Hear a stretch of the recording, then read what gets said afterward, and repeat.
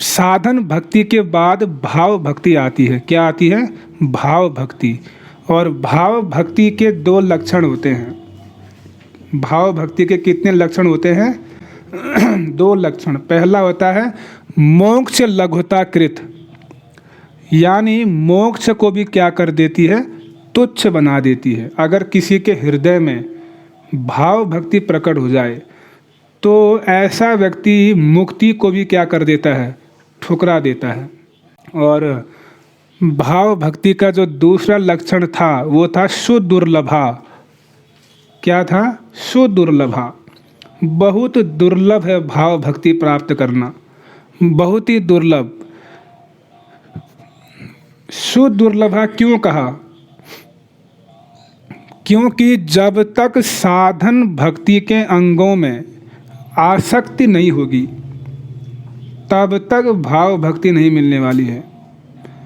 साधन भक्ति के जो अंग होते हैं, श्रवण, कीर्तन, जप और ठाकुर जी की सेवा, जप में रुचि नहीं हुई, यानी आसक्ति होनी चाहिए। जप में आसक्ति हो जाएगी, कीर्तन में आसक्ति हो जाएगी और भगवान की कथा सुनने में आसक्ति हो जाएगी। यानी बिना जप किए आप रह नहीं पाओगे।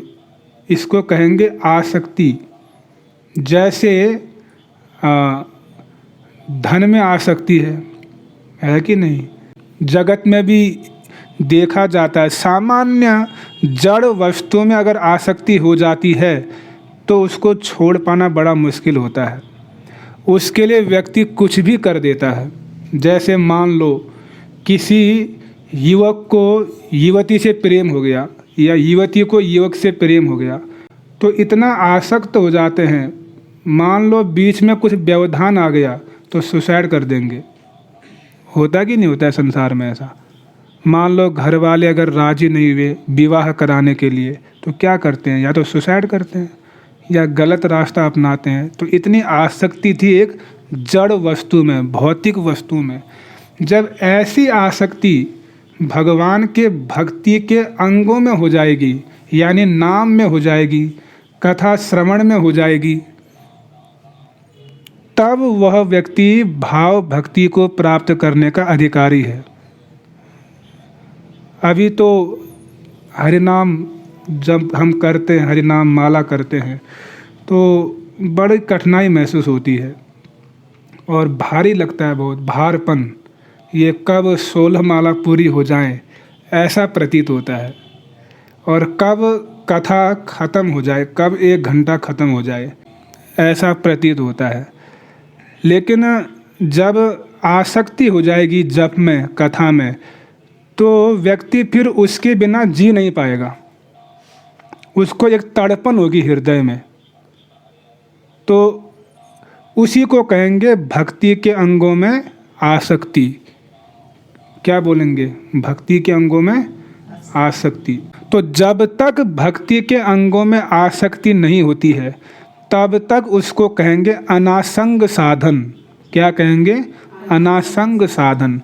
अनासंग, बिना संग के साधन कर रहे हैं।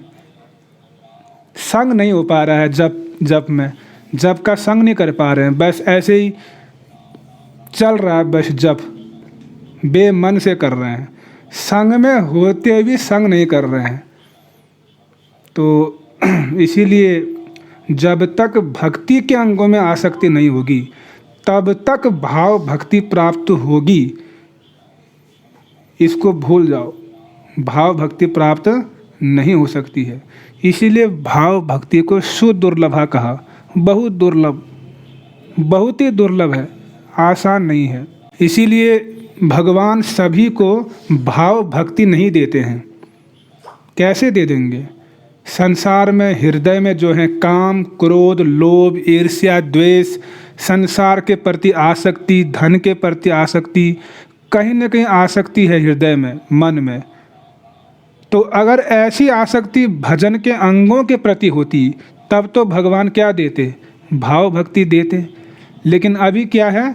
भजन के अंगों में आसक्ति नहीं है, श्रवण कीर्तन में आसक्ति नहीं है, जप में आसक्ति नहीं है, अभी संसार में आसक्ति है।